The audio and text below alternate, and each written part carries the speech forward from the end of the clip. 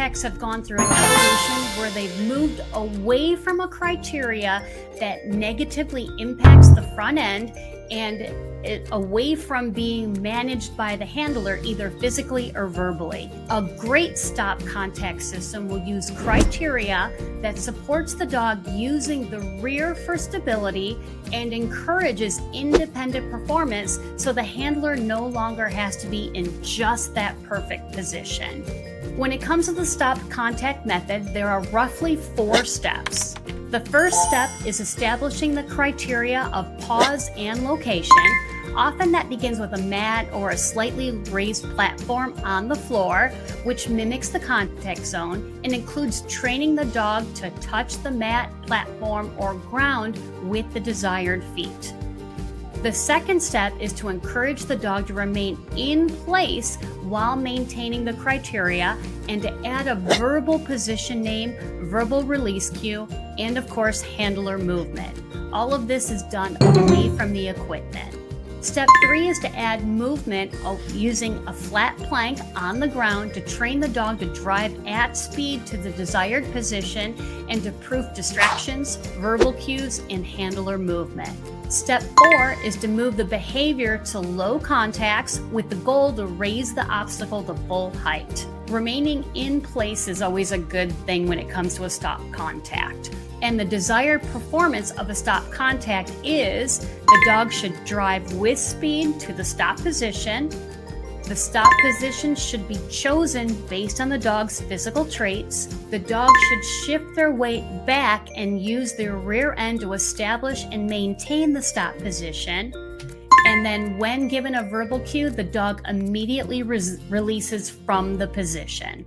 Things that are obsolete and are no longer in a stopped contact system: the dog shifting forward, things like a nose touch or a target, an ambiguous spot like somewhere on the yellow, which lacks clarity, and you don't want the dog to stop somewhere because again, it's really difficult for the dog as it doesn't have clear criteria. A handler managing the dog's speed or position, we don't have to do that anymore, thankfully, because as you know from my story, it really doesn't work.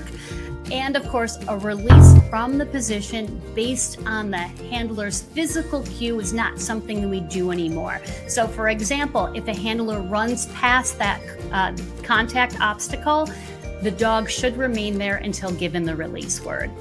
All right, other skills that support an amazing stop contact: a dog who can work independently to the obstacle and drive to the end, a handler who trusts their training and who doesn't rush in to help and allows their dog to earn the reward, and the training of turning cues at the end of an obstacle. So the turning cues can be physical, verbal, or both. So let's talk about the pros and cons of the stop method. The pros: there's less moving parts. This is a clear achievement with a stop contact for both you and the judge. It allows you to catch up with your dog if that's something that's of importance. Most training is done off the equipment. The method can apply to the dog walk or A-frame, and it's not reliant on the handler location. Some of the cons: once ready, you have to have access to full contacts. Next, the handler can inadvertently change criteria, which creates confusion for the dog. And I often see this happen during in competition due to ring nerves.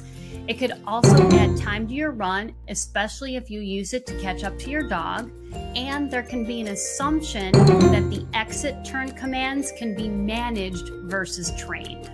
In terms of training time, the stop method can take a minimum of 6 to 8 weeks to train, and approximately 2/3 of that training is done without equipment. Once trained, it's easy to maintain. Dive deeper with us. Check out spotonagility.com/contact training.